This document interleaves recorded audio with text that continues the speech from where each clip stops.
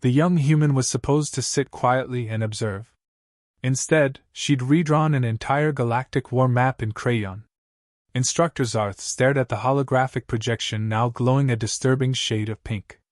Every tactical line, once neatly drawn to demonstrate the strategic brilliance of the Hegemony's war doctrine, had been improved, with loops, arrows, and little doodles of stick figures firing lasers. In the middle of the battlefield simulation, a smiley face had been scrawled over what was supposed to be a key command outpost. "Cadet Harper," Zarth said carefully, mandibles twitching with barely contained irritation. "Why have you modified the battlefield projection?" The human child, 8 years old, freckled, and unapologetically defiant, looked up from her tablet. "Because your plan's bad," she said matter-of-factly. "You're moving everyone in straight lines. That's dumb. You're just asking to get flanked." The alien instructor froze. Around the circular classroom, 50 younglings from across the Hegemony turned varying shades of confusion and horror. The humans were a newly joined species, dangerous, unpredictable, and supposedly primitive. Their young were said to be curious to the point of chaos. The last part, it seemed, was accurate. Zarth straightened, his carapace creaking. "Our formations have been refined over 4 millennia of disciplined warfare," he said proudly. "Each line represents centuries of losing?"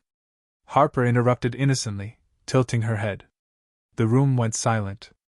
Even the holograms flickered awkwardly. One of the insectoid cadets hissed quietly. A scaled Tavari youth leaned to his friend. "She's challenging the doctrine of the twin phalanxes," he whispered. "That's heresy." Harper shrugged, wholly unimpressed by galactic taboos. "I'm just saying, you're putting all your heavy guys here." She pointed at the glowing red blobs representing the main assault force. "And then marching them through open terrain like they're on parade. Any halfway smart enemy is gonna nail you from both sides. You need to split your forces, make them think you're weaker than you are, then hit their command ships when they overextend." Zarth's mouth opened and closed in silent indignation. "That is not how war is conducted." "Yeah," Harper said, doodling another arrow. "That's why you keep losing." 2 weeks earlier, the Intergalactic Cultural Exchange Program had received its first human child participant. The diplomatic reports had called her spirited and energetically inquisitive. Her parents, both stationed at the Terran Embassy on Zenith Prime, thought a year among alien peers would teach her discipline and patience. They were wrong. By her second day, Harper had convinced 3 amphibian cadets to join her in a fort-building exercise, using actual military training barricades. By the end of the week, she'd accidentally overridden a drone control interface to see how the targeting works. The Hegemony Council had nearly revoked her invitation until the Academy's high strategos, Ever the politician, declared it a unique opportunity to test cross-species learning adaptability. Thus, Harper was placed in the Academy's Tactics and Command course, under Zarth, who now deeply regretted his life choices. "Human Harper," he began, rubbing the bridge of his ridged nose. "You will restore the simulation at once." "Sure," she said, already tapping at the interface. "But can I show you something first?" Before he could stop her, the hologram dissolved into a storm of movement. The pink lines she'd drawn reconfigured into shifting vectors, curling and folding in unpredictable ways. The entire simulated enemy formation fell apart in seconds under her improvised maneuvers. The class gasped. Zarth blinked. What algorithm are you using?" Harper frowned. "Algorithm? I just thought, what would the bad guys expect, and then I did the opposite." She looked up at him. "You ever heard of feints?" He had. Of course he had. Every species in the Hegemony had used deception in warfare. But the sheer fluidity of the child's plan defied every tactical model. It wasn't neat, or symmetrical, or predictable. It was chaotic. And somehow it worked. "You're improvising?" he asked faintly. "Yeah," Harper said cheerfully. "Humans are good at that." By the end of the class, word of the incident had spread. When the next session began, The lecture hall was filled not only with students but with half the academy's senior staff pretending to observe. Harper, oblivious to the political weight of her audience, sat cross-legged on her chair, swinging her legs. Zarth began stiffly. Today, we study the siege of Verlin 4, a textbook example of sustained defense against overwhelming odds. Cool, Harper said. Who won? The defenders, naturally, he said with pride. Then why'd they lose the planet? He froze. They what? Well, she said, pulling up the data feed on her screen. They held off the invaders for months, but their supply lines collapsed. Their civilians starved, their command broke down, and their fleet withdrew. That's not winning. That's a slow loss. The alien dignitaries whispered among themselves. Harper wasn't being disrespectful. She was curious. But her questions cut sharper than any weapon. She pointed at the glowing tactical map and started asking why the defenders hadn't rotated their troops, why the air cover hadn't been shifted to relieve pressure, why they'd sacrificed mobility for honor. Each answer Zarth gave only seemed to confuse her more. You guys plan everything like a chessboard, she said. Humans play tag. Tag? One of the scaled cadets repeated. Yeah. Harper grinned. You don't just move pieces. You chase each other. You think if I were them, what would I do next? You make them tired, make them think you're weak. Then when they stop paying attention, boom. She clapped her hands loudly. Several cadets flinched. It wasn't arrogance. It was instinct. Humans had evolved on a planet where survival meant adapting faster than anything else alive. And Harper, without knowing it, was teaching the galaxy's most rigid military academy the art of unpredictability. That night, Zarth couldn't sleep. He kept replaying the simulation in his mind, the pink lines, the shifting patterns, the effortless disassembly of the Hegemony's ancient doctrines by a child's imagination. At first, he dismissed it as chaos. But the more he studied, the more he saw a strange elegance beneath the disorder. Each movement fed the next, creating opportunities no algorithm could predict. He began pulling old battle data, feeding Harper's pattern into the simulators. To his horror and fascination, it worked. The child's improvised model increased survival rates by 32% across dozens of historical war scenarios. He had spent 40 years teaching order. She had, in one afternoon, taught him that chaos could be a weapon. The next day, he called her into the simulation hall. Harper arrived dragging a stuffed toy wolf under one arm and munching on something suspiciously like alien jerky. Hi, Professor Zarth. Zarth. He corrected automatically, then gestured toward the massive holographic battlefield. I wish to test a theory. Her eyes lit up. Cool. Another game? Something like that, he said gravely. He loaded the most complex scenario in the archives, the Battle of Heroin's Gap. No student had ever completed it successfully. The simulation pitted the cadet against a fully adaptive AI representing the enemy fleet, capable of countering nearly any move. Objective, Zarth said, is simple: secure the high ground before the enemy. Okay, Harper said, cracking her knuckles. But what if the high ground's a trap? He frowned. It is not. She grinned. We'll see. What followed defied every tactical principle known to the hegemony. Harper began by retreating. The alien observers whispered in shock as she pulled her troops back, leaving the high ground unguarded. Then, when the enemy surged forward to claim it, she launched a counterattack from below, using terrain distortions and decoy signals to confuse the AI. She didn't just fight the battle, she played it. Every move seemed reckless, every risk absurd, until the end, when her scattered forces converged in a perfectly timed encirclement that annihilated the enemy's command node.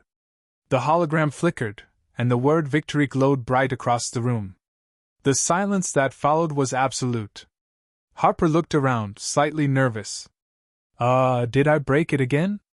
Zarth exhaled slowly. No, Cadet Harper. You did not break it. He stared at the results. You improved it. Her grin returned. Cool. So, when do we play again? He almost laughed. Almost. That night, reports flew through the academy.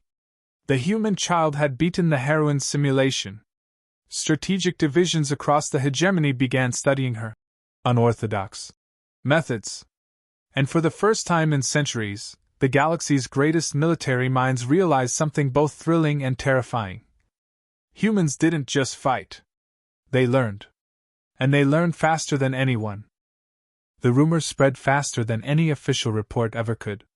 By morning, the Academy's mess halls buzzed with whispered retellings of the impossible.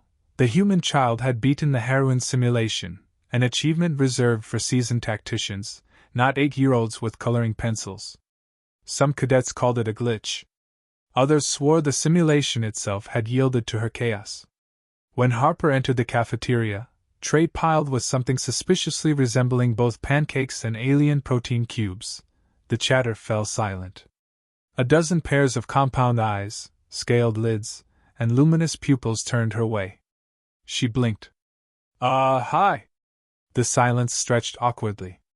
Then one brave Vorn cadet raised his claw. Is it true you outmaneuvered the heroine AI? Harper chewed thoughtfully, then nodded. Yeah.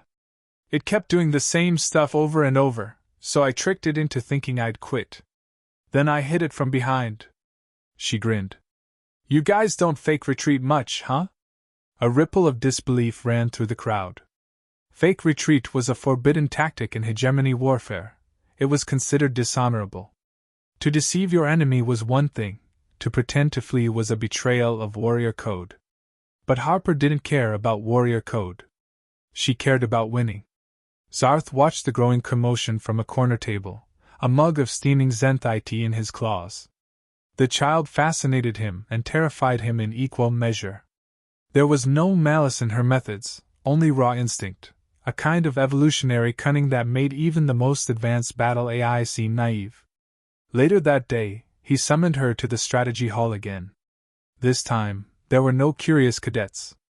Only the Academy's senior tacticians, lined up in ceremonial armor, their crests polished to perfection. Human Harper, said Admiral Korvac, a towering reptilian officer whose scars were older than most instructors. You will demonstrate your method to the council. Harper squinted at the lineup of imposing figures.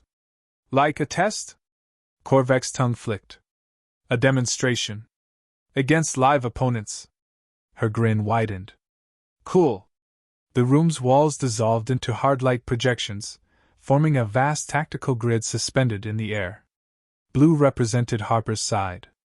Red, the combined forces of 5 alien tacticians. The scenario, planetary defense. The Council commanded an overwhelming fleet. Harper commanded a handful of outdated frigates and ground artillery. Korvac leaned back, amused. Begin. Instantly, red icons swarmed across the map, precise and efficient. Harper's smaller fleet scattered like frightened insects. The alien tacticians exchanged smug glances. She has no formation, one murmured.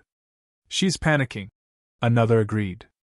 But then, as the enemy pushed forward, Harper's ships disappeared, vanishing from sensors entirely. Seconds later, 3 enemy vessels exploded from within their own formation. What? Korvac hissed. She boarded them, Zarth whispered, horrified and impressed. She sent her smallest ships in close, disabled their transponders, and used their debris as cover. She violated fleet formation protocol, another officer snapped. She won, Harper said simply, leaning back in her chair. You guys group up too much. Makes it easy to tag you all at once. By the end of the simulation, Harper's ragtag force had annihilated a fleet 5 times its size using deception, ambush, and calculated unpredictability. The council chambers were silent. Korvac's voice was low, grudgingly respectful. You fight without order, without discipline. It is chaos. Yeah, Harper said with a shrug. But it's smart. Chaos. Zarth nearly choked on his breath. The phrase lodged itself in his mind like a weapon. Smart chaos. 2 weeks later, smart chaos was being whispered in every academy hall. The simulation records circulated through the officer corps, and everywhere they went, shock followed. Some called her tactics brilliant. Others called them barbaric. A few, quietly, called them human. Cadets began experimenting, breaking from rigid phalanxes, introducing misdirection, testing unpredictability. Some failed spectacularly.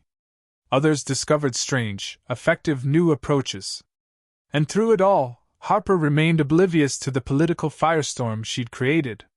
When Zarth entered her study bay one afternoon, he found her surrounded by holographic battle maps, humming as she drew doodles of warships. "You've started a revolution," he said dryly. She looked up. "Did I? Do you realize what you've done?" He gestured toward the glowing reports streaming through his tablet. "Dozens of instructors are rewriting their curricula. The council is divided. Half the generals believe your methods are dangerous." Harper frowned. "Because they work?" Zarth sighed. "Because they change things." She tilted her head, considering that. "Well, things that don't change die out, right?" He stared at her. For a moment, he forgot she was a child. The tension reached a breaking point during the Joint Species Tactical Review, a biannual war exercise where representatives from all member worlds tested new doctrines. Normally, these events were ceremonial, predictable formations, rehearsed maneuvers, and polite commentary from dignitaries. But this time, the entire galaxy seemed to hold its breath. Because this time, the humans were fielding a strategy designed by a child. Harper wasn't allowed to command directly. She was still a cadet, but her tactics were translated into the simulation protocol. She sat beside Zarth in the control booth, kicking her feet as admirals whispered nervously behind her. "You understand," murmured Korvac from the shadows. "If this fails, the human alliance will lose significant credibility." Harper smiled faintly. "Then it won't fail." The simulation began. Red icons, enemy forces representing the coalition of outer systems, swept forward in perfect formation. The blue icons, representing hegemony defenders using Harper's chaotic doctrine, did not respond. Instead, they scattered, appearing to retreat. Observers scoffed. "Cowards' tactics," one hissed. Then the trap snapped shut. The retreat had drawn the enemy into a canyon system rigged with kinetic traps. The defenders surged back through hidden passes, cutting off the coalition's supply nodes. Within minutes, their entire command structure collapsed. The audience erupted. The simulation had ended faster than any in the exercise's history. Admiral Korvac stood, scales shifting through shades of disbelief. "Impossible," he muttered. "No computer model predicted that outcome." Zarth glanced at Harper, who was quietly scribbling notes on a napkin. "That's because she didn't use a model," he said softly. "She used imagination." By nightfall, the victory was all anyone could talk about. The term human maneuver doctrine began circulating in strategy networks. Of course, not everyone was pleased. The older officers, the traditionalists, saw it as an insult to centuries of discipline. "You cannot base war on instinct," one shouted during a council debate. "Chaos cannot be controlled." But Harper's supporters countered, "Control is exactly what makes you predictable." The galaxy's greatest tacticians found themselves quoting a Terran child. Back in the academy dormitory, Harper sat cross-legged on her bed, tinkering with a small drone she'd modified to play fetch. Zarth entered quietly. "You have many admirers, and perhaps just as many enemies," he said. "Enemies?" She looked up. "Why?" "Because you embarrassed them," he said. "Because you showed them that something new can be better than something old." Harper paused, considering that. "But I didn't mean to." "I know," he said. "That's why it worked." He watched her release the drone. It zipped around, dodging walls with erratic precision. Zarth found himself smiling despite the chaos. "You do not think like the rest of us," he said quietly. "And that might just save us all someday." Harper grinned. "Maybe. But it's more fun this way." Outside, the Academy's great banners fluttered under the twin moons of Zenith Prime. Somewhere deep within the council chambers, military doctrines were being rewritten, old strategies discarded, and new possibilities considered. The galaxy didn't know it yet, but everything had changed.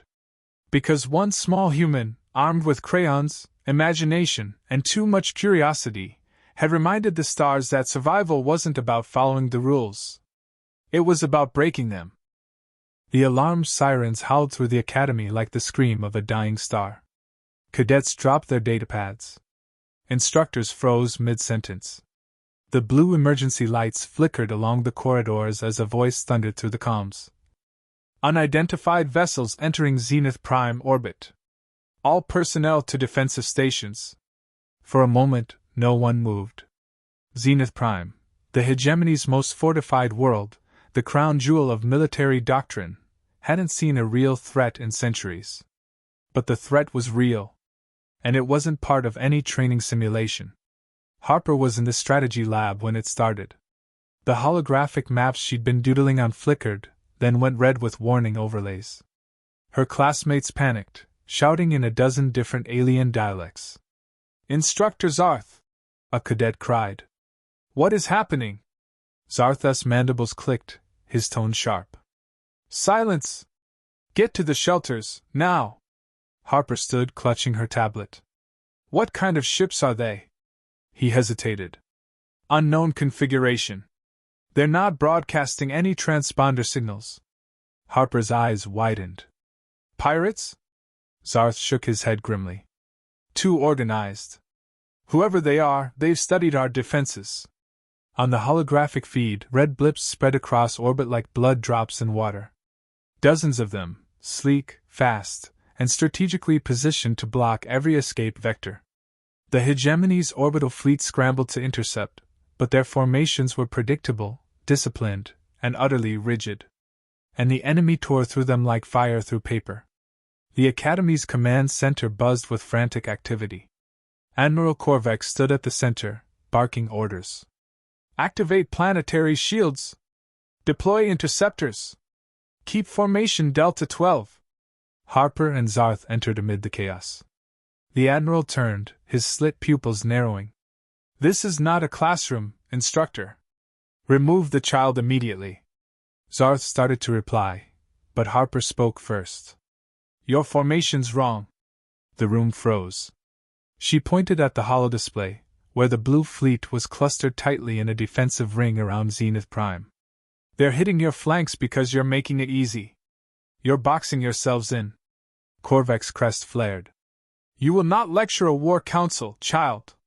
"She's right," Zarth said quietly. "They're anticipating every move." A tactical officer shouted. "Admiral, they've bypassed the outer defense line." Korvac's fist slammed the console.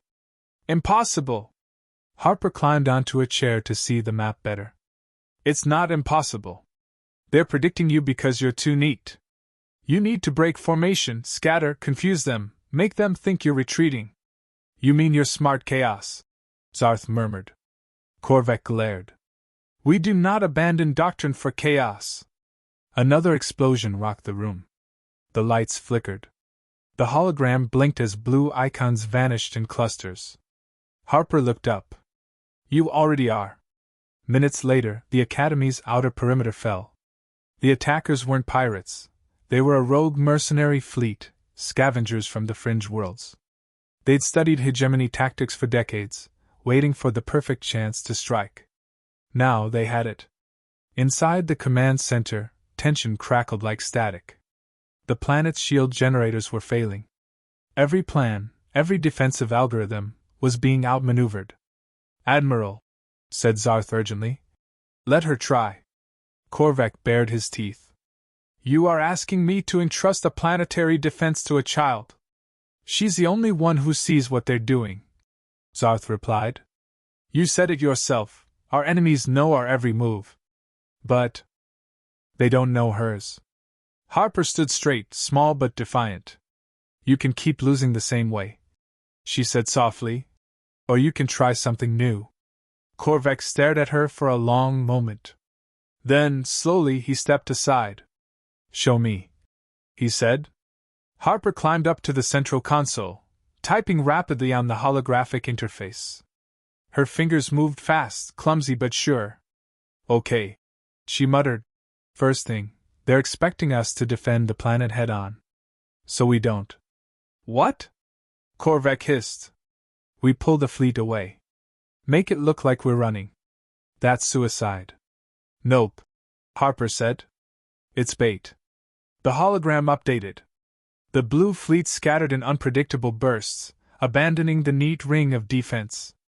Instead, ships darted through asteroid fields and magnetic storms, breaking contact with the enemy sensors. The mercenaries, believing the defenders routed, pursued aggressively. Their lines stretched thin. No, Harper whispered. We hit them from behind. She triggered the planetary magnetic relays, massive field generators usually used for orbital traffic regulation. Under her improvised code, they overloaded, flaring like miniature suns. The sudden energy surge blinded the enemy's scanners and fried their navigation systems. And through the static storm, the scattered Hegemony ships reappeared, coming in from multiple vectors. Zarth watched in awe. She's using the interference as camouflage. Korvac's voice was low. She turned our defeat into a trap. The first wave of mercenary ships disintegrated under the counterattack. The second faltered, confused by their own sensor echoes. Within minutes the tide turned. The Hegemony fleet, once cornered, once rigid, now fought like something wild and alive. Like humans. But victory didn't come without cost. The mercenaries, realizing they'd been tricked, launched a desperate assault, directly at the Academy. Sirens wailed again. The shields, already weakened, couldn't withstand the bombardment. Explosions rippled through the lower districts. Evacuate the students, Zarth ordered, grabbing Harper's arm. She resisted, eyes locked on the hologram. Wait, the shield generators. If we reroute them. Harper. She looked up, defiant. If I can link the generator's feedback loop, I can make it explode outward instead of inward. Like a shockwave. That's insane, Zarth said. Exactly. She grinned. They'll never expect it. Before he could stop her, she bolted to the adjacent terminal. Her fingers flew over the keys. Alarms blared warnings, core overload. Collapse imminent. Harper, Zarth shouted. You'll destroy the entire power grid. Only if I mess up, she said without looking up. Don't worry, I play with fireworks all the time. She hit execute. The Academy's central shield pulsed, then detonated outward in a blinding surge of light. The shockwave rippled through the upper atmosphere, disabling enemy ships like insects caught in a flame. The control room shook violently. Zarth shielded Harper as consoles exploded around them. Then silence. When the smoke cleared, the sky outside glowed faintly blue. The enemy fleet was gone. Debris burned across the horizon. Zenith Prime was safe. Hours later, emergency lights flickered back to life. The Academy's great banners were half-torn, the air heavy with ozone and victory. Admiral Korvac stood among the wreckage, staring at the sky. She saved us, he said quietly. Zarth nodded. She also destroyed half our generators. Korvac's tongue flicked. A small price. He looked over at Harper, who sat on the floor, covered in soot, sipping a juice pouch one of the medics had given her. She looked up as the Admiral approached. Hey. Did it work? He knelt slightly, eyes unreadable. Yes, he said. It worked. Cool, she said, yawning. Next time, maybe use shorter power conduits.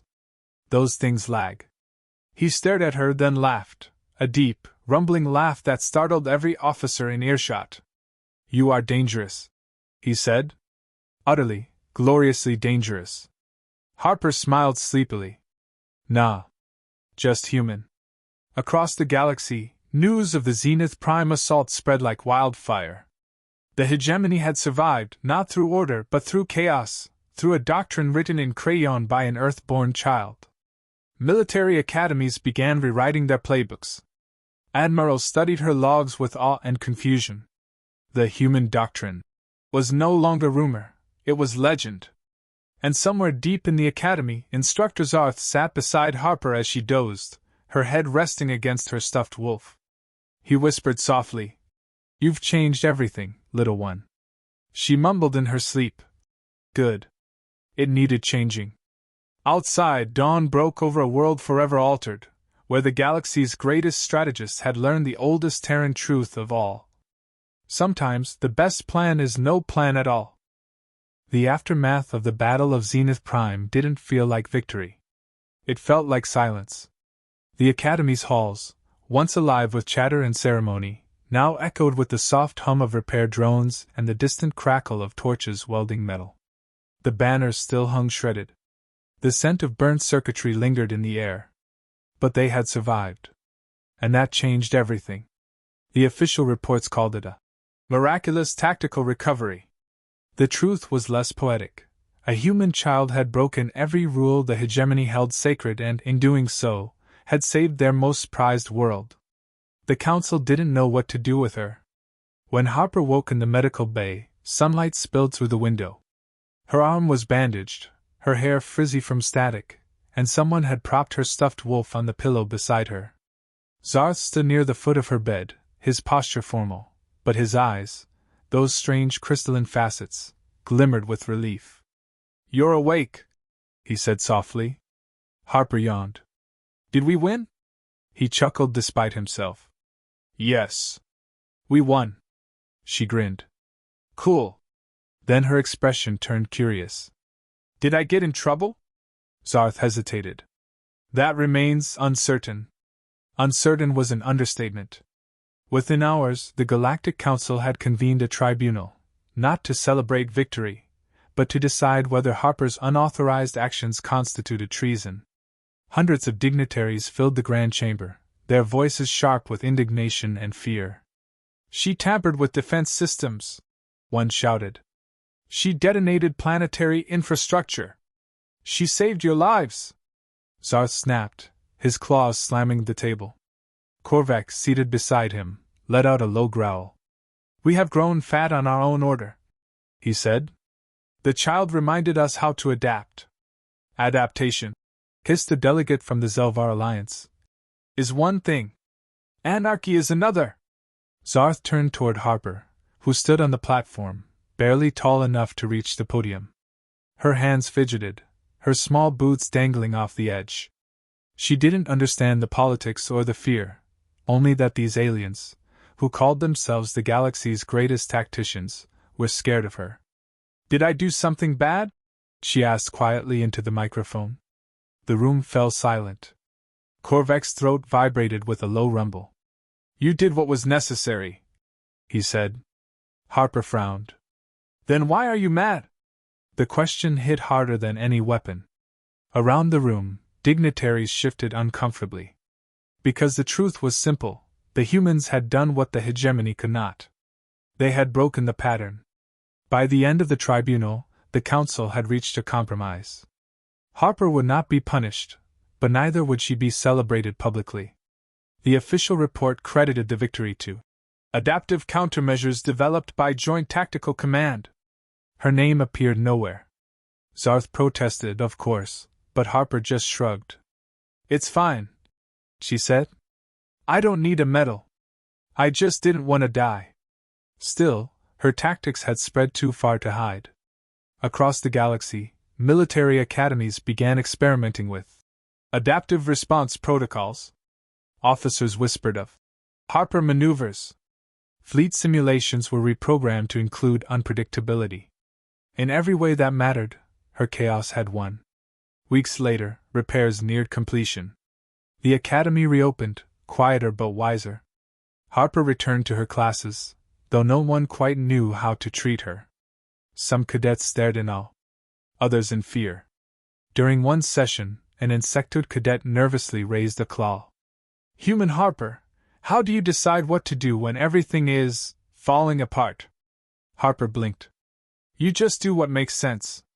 But there is no pattern." "Exactly," she said. "You make one. Then break it before they figure it out." The class scribbled furiously, trying to record something that couldn't be recorded. One evening, she sat with Zarth on a balcony overlooking the Academy's training fields. The sunset painted the sky gold and violet, glinting off the glass domes of the rebuilt command spire. Below them, cadets ran mock drills using her unpredictable maneuvers. The formations twisted and flowed like living things, no longer bound by rigid geometry. "Looks weird," Harper said, munching on a ration bar. Zarth smiled faintly. "It looks alive. Think they'll keep doing it after I leave?" she asked. He tilted his head. "Do humans often worry about being forgotten?" She shrugged. "Not really. We just like to know it mattered." He regarded her thoughtfully. "You change more than you know." "Good," she said simply. "You guys take stuff too seriously." He gave a chittering laugh. "Perhaps seriousness is our flaw." But peace never lasted long. A few months later, a distress call came from a border colony, a small world besieged by raiders. The Hegemony's nearest patrol fleet was hours away. She shrugged. "Not really. We just like to know it mattered." He regarded her thoughtfully. "You change more than you know." "Good," she said simply. "You guys take stuff too seriously." He gave a chittering laugh. "Perhaps seriousness is our flaw." But peace never lasted long. A few months later, a distress call came from a border colony, a small world besieged by raiders. The Hegemony's nearest patrol fleet was hours away. The Academy dispatched a rapid response team. Zarth was assigned as tactical overseer. Harper, officially still a cadet, wasn't supposed to go. Naturally, she snuck aboard the dropship anyway. When he found her sitting cross-legged behind the communications console mid-flight, he nearly shed his carapace in exasperation. "You disobeyed orders." She smiled innocently. "Yeah, but I brought snacks." Before he could respond, the ship lurched, the colony's atmosphere coming into view. Smoke rose from the surface. Enemy ships darted through the haze like hornets. Zarth growled, taking command. "Shields up! Formation Delta." He stopped. Harper was staring at the holomap. "Don't," she said quietly. "They're expecting Delta." He hesitated. "What then?" She looked up, eyes glinting. "We played tag." The ensuing skirmish lasted less than an hour. The raiders never stood a chance. Harper's tactics, scattering, misleading, attacking from blind spots, confused them so completely they turned their own weapons on each other. The Hegemony ships barely took damage. When it was over, the rescued colonists cheered, unaware that the operation had been directed in part by a child eating fruit snacks on the bridge. As they flew home, Zarth stared out the viewport at the stars. "Your people," he said softly. "They truly are chaos incarnate." Harper kicked her feet. "Nah. We just like surprises." Months passed. The story of the human chaos doctrine spread quietly, evolving beyond Harper herself. It became legend, half myth, half warning. Military academies debated it endlessly. Some embraced it. Others banned it outright. But everywhere, change took root. On a distant mining world, a group of recruits learned to adapt without orders. On a frontier ship, a commander faked retreat for the first time, and lived because of it. On Zenith Prime, a new motto was engraved above the Academy gates. Adapt. Improvise. Survive. Zarth made sure Harper never saw the carving until her graduation ceremony a year later. When she did, she just grinned. "Looks good," she said. "Needs more color, though." He laughed. "You would deface a monument?" "Not deface," she corrected. "Decorate." After the ceremony, Harper packed her things, the stuffed wolf, her datapads, her old doodles still saved on crystal drives. As she prepared to board the shuttle back to the Terran embassy, Zarth joined her on the platform. "You've done what no one else has," he said. "You taught the galaxy to think like a human." She frowned. "I didn't teach them to think like humans. I taught them to think for themselves." He bowed his head slightly. "Perhaps that is the same thing." The shuttle ramp closed. Through the window, Harper waved, face pressed to the glass. By Zarth! It's Zarth! He corrected automatically, but his voice was fond. Then she was gone, leaving behind a changed galaxy. In the years that followed, her name became legend, whispered among soldiers and strategists, as a symbol of adaptability and courage. The humans, once dismissed as reckless newcomers, became known for a single defining trait: the ability to survive anything by refusing to follow the rules. And somewhere out in the stars, a little girl who once redrew battle maps in crayon would smile if she knew that every commander, every fleet, every cadet who dared to improvise was playing her G.